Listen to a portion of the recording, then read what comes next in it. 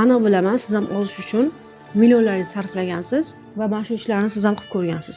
Birinchisi, non va shirinliklardan voz kechgansiz. Bu butun insoniyatga tarqalgan ozish usuli. Lekin aslida non va shirinlikdan voz kechish bilan muammoni hal qilib bo'lmaydi. Ikkinchisi bu ochlik.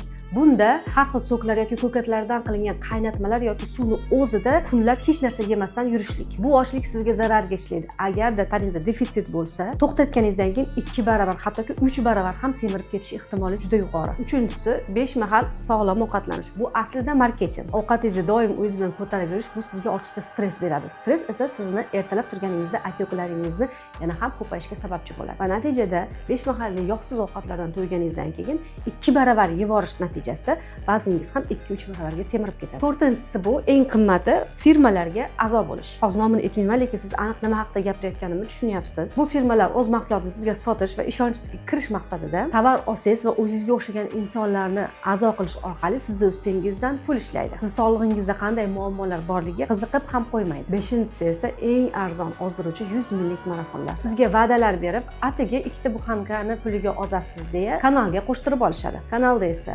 internetdan to'plangan ma'lumotlar va Googledan olingan menyuni rasmlarini tashlab qo'yishadi. Kanaldagi barcha odamga bir xil diyeta beradi. Esingizda tursin, har bir inson tanasi bu individual. Sizni nimadan semirganingiz sababini topmasdan bir xil menyuni hammaga birdek tarqatish bu sizda rezultat bo'lmasligining birinchi sabablaridan bo'ladi. Shuning uchun nimalarni ko'rayotganingizga va nimalarni qilayotganingizga ahamiyatli bo'ling. Agar video foydali bo'lgan bo'lsa, menga obuna bo'ling.